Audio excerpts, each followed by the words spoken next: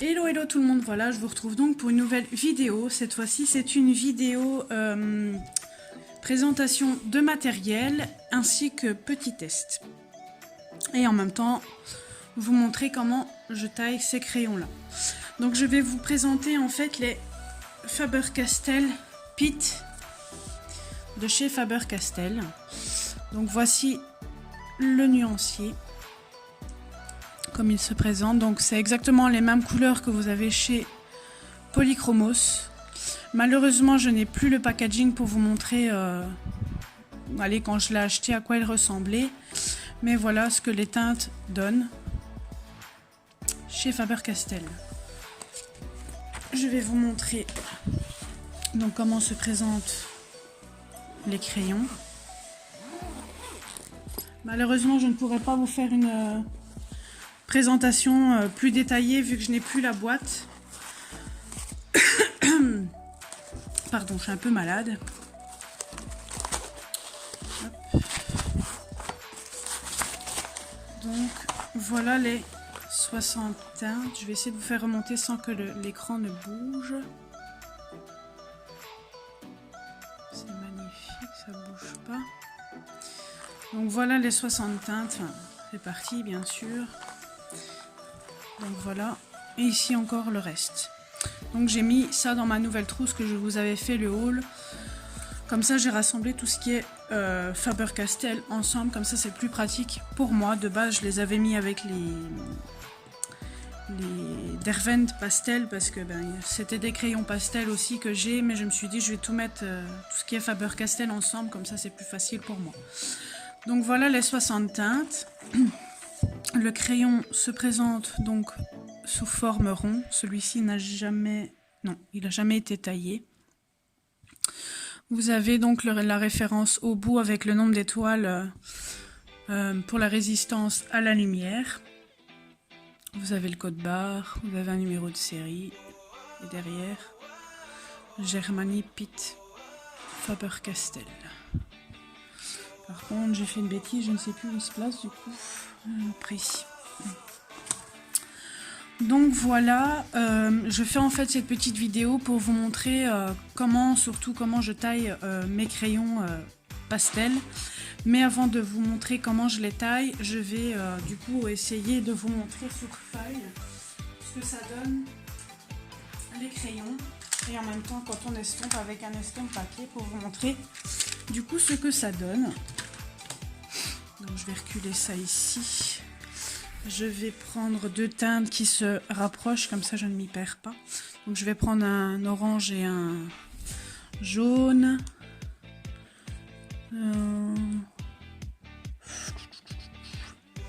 Ouais, je vais reprendre un autre, enfin peut-être un rouge, ouais.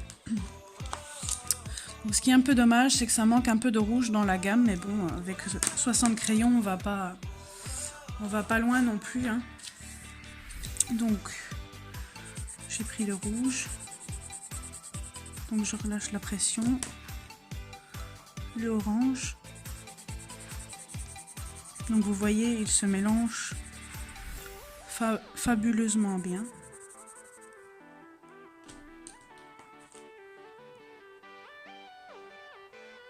Bon, je sais pas si vous l'entendez mais mes voisins se disputent.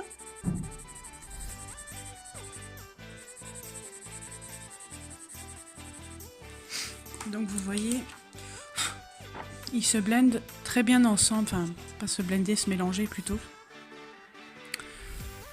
Je vais vous montrer maintenant ce que ça donne avec un estompe papier, donc toujours commencer de la plus claire à la foncée. Après c'est qualité papier ramette, hein, donc forcément ça ne rendra pas le même rendu.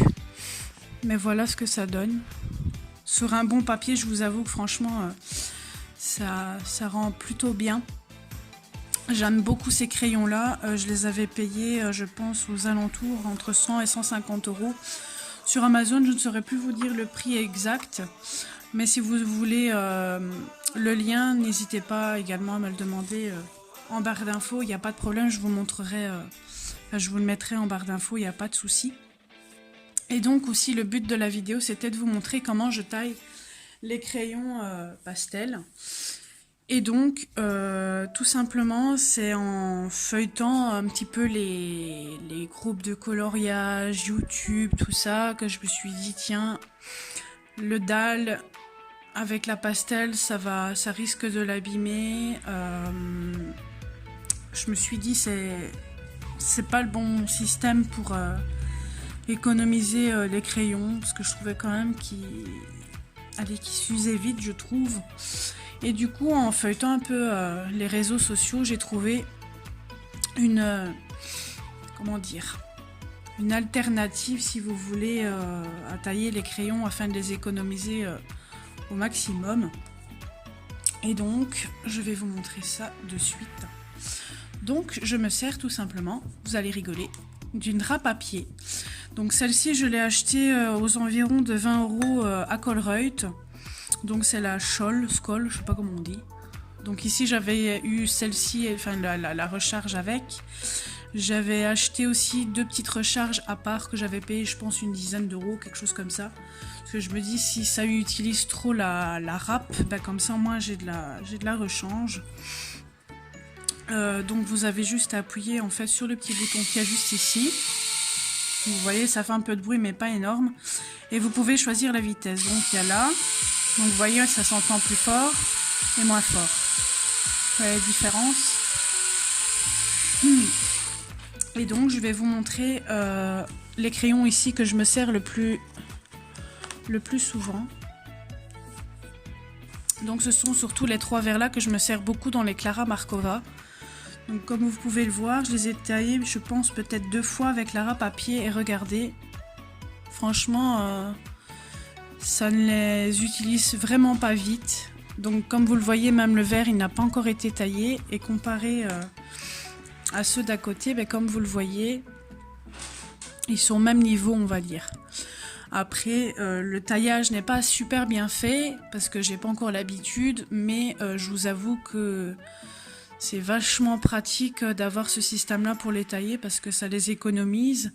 Ça enlève pas trop de pigments que ça et moi je trouve que ça les économise. Donc je vais vous faire un petit test pour vous montrer ce que ça donne.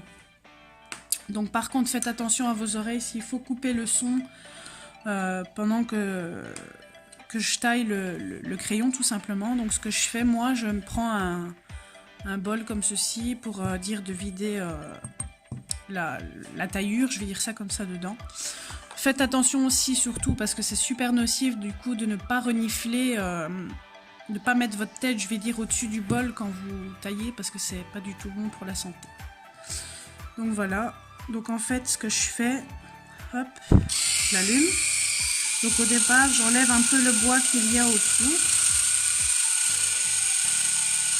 Je tourne le crayon. J'appuie un peu en fait pour dire d'enlever. Faites faire dans ce sens-là. Juste de pas. Je sais pas comment mettre, c'est pas évident.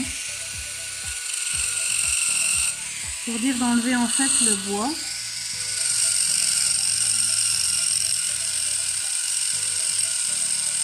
Donc vous voyez déjà là, il n'y a quasi pas de pigment qui s'enlève le fait que j'enlève le bois quoi. Si un petit peu sur le rebord comme vous le voyez là, mais c'est tout.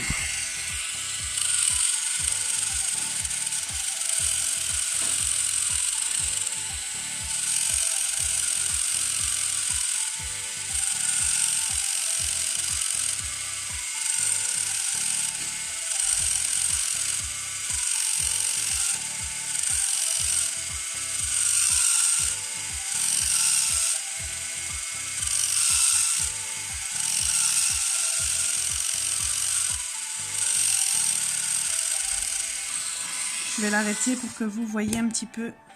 Donc vous voyez là, il n'y a quasi pas de pigment. Après ça en enlève forcément, mais donc là je l'ai taillé comme ceci. Mais vous pouvez enlever plus de bois et après faire plus pointu.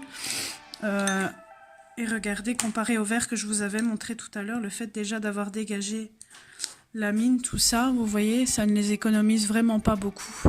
Et pourtant je m'en sers quand même pas mal. J'ai fait des grandes surfaces avec ces crayons là. Et franchement, je trouve que ça les économise. Je vais vous montrer encore si vous voulez faire plus pointu, enfin du moins si j'y arrive.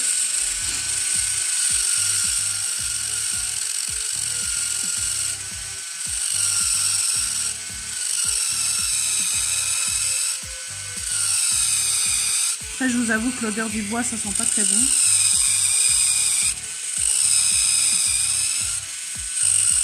Et après, pour tout bien remettre comme il faut, ce que je fais, je tourne le crayon comme ceci. Et après, vous taillez par exemple la mine en pointu. Ça, c'est à votre convenance, quoi. Voilà, je vais pas faire plus, parce que c'est comme ça que moi, ça me va. Donc vous voyez, là, je l'ai fait un peu plus pointu.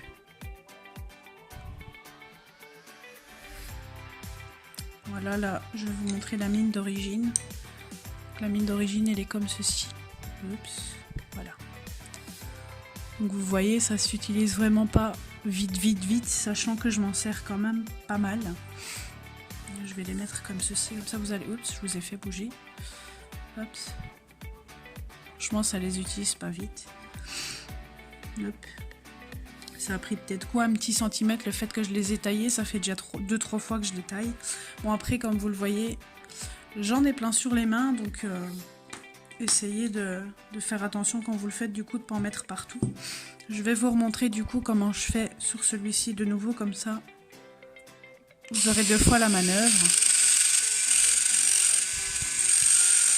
Après, ça dépend de la façon dont vous tournez le crayon, de la façon que vous positionnez la râpe.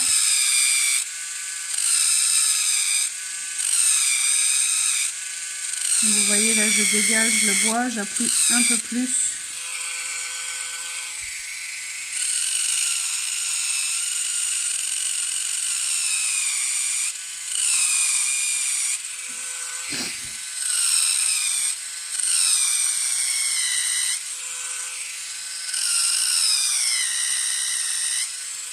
C'est normal que ça fait ce bruit là parce que j'enlève le bois.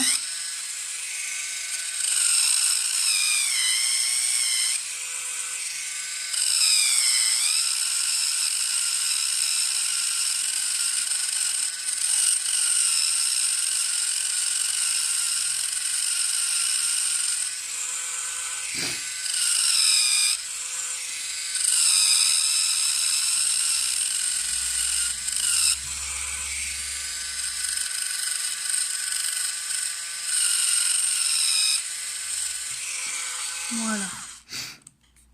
Donc vous voyez là, j'ai changé un peu. Bon là, j'ai un peu foiré l'aiguisage, mais j'ai mieux fait sur l'autre. Mais bon, c'était pour vous montrer deux façons de faire. Donc là, j'ai enlevé le bois. Après, si vous voulez plus pointu, vous pouvez le faire. Comme ça, vous pouvez voir que vous pouvez faire sous différentes formes, que celui-ci fait plus pointu par rapport à l'autre. Et voilà, j'espère que cette petite vidéo présentation de crayons ainsi que de ma façon de tailler les crayons vous aura plu. N'hésitez pas à mettre un petit like à la vidéo, à vous abonner à la chaîne si ce n'est pas fait. Et je vous dis à très bientôt pour une nouvelle vidéo. Je vous fais plein de gros bisous. Bye bye.